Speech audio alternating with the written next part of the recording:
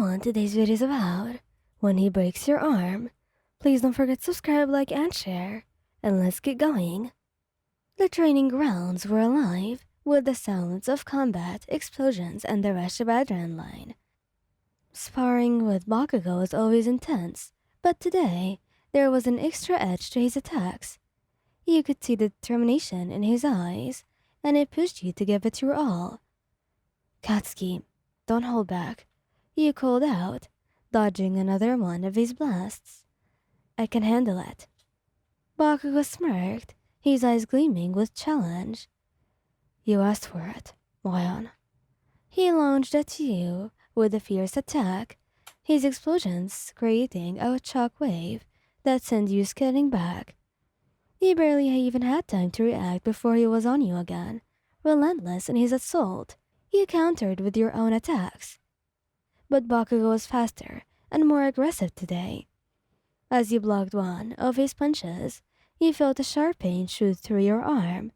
A sickening crack echoed through the training grounds. You cried out, dropping to your knees and clutching your arm. Bakugou's eyes widened in horror as he realized what had happened. Shit. Lion. He was by your side in an instant. He's nervous, fierceness replaced by panic and guilt. Shit, I didn't mean to. Are you okay? Tears blurred your vision as the pain intensified.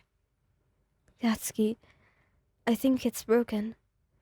Bakugou's hands trembled as he gently examined your arm.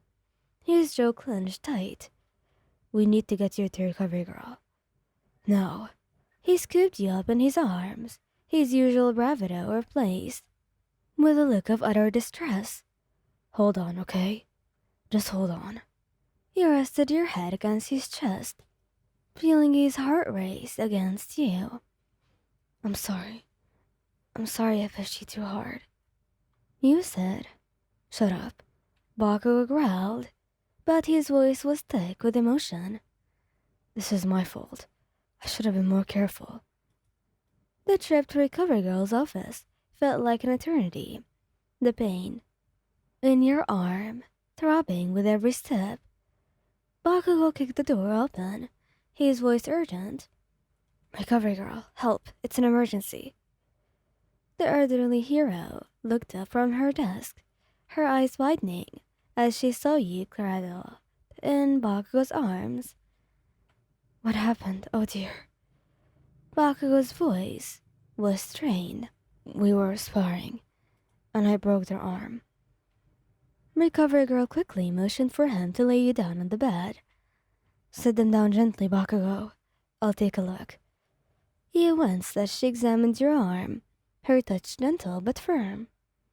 It's a clean break. It'll heal. But you need to be more careful, young man. Bakugou's shoulders slumped. Guilt etched across his face. I know. I messed up.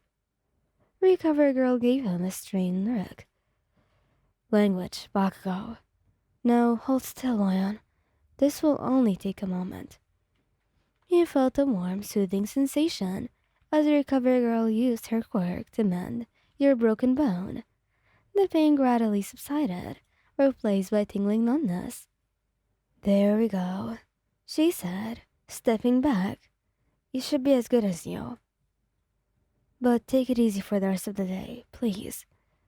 Bakugou was by your side in an instant, his eyes searching yours for any sign of lingering pain. How do you feel? He tested your arm, relieved to find it pain-free. Better. Thanks to Recovery Girl, of course. He looked away, his expression tight. I'm sorry, Lion. I didn't mean to hurt you. He reached out, placing a hand on his cheek. Katsuki, it's okay. It was an accident, and I pushed you too hard, anyway. His eyes met yours, filled with remorse. I should have controlled myself, still, and I can't forgive myself for this. He pulled him into a hug, feeling the tension in his eyes. I forgive you. We're both okay, and that's what matters. Bakugou's arms wrapped around you, holding you close. I love you, damn it. never want to hurt you."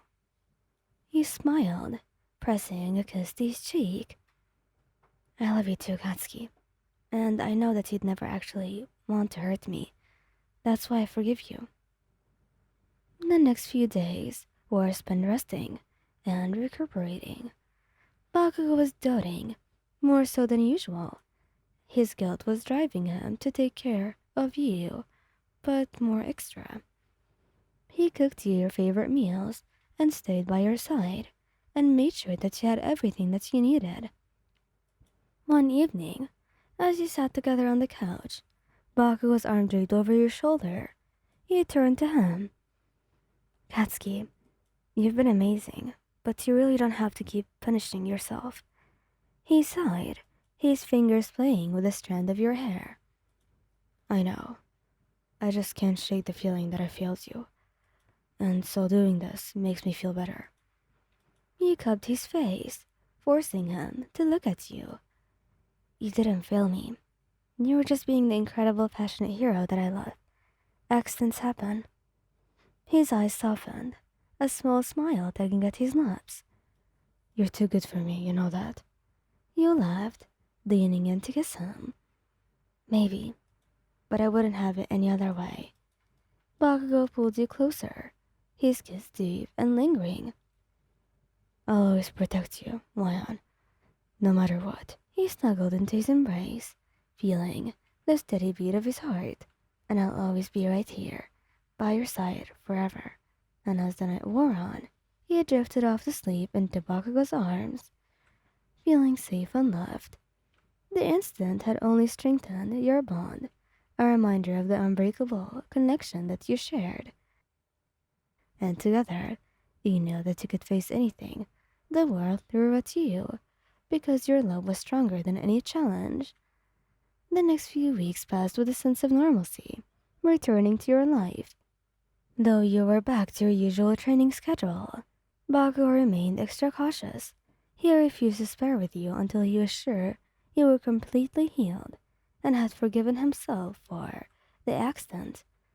And one afternoon, as you both walked to the dorms, you noticed that Bakugo's usual confident stride was replaced with a slower, more thoughtful pace.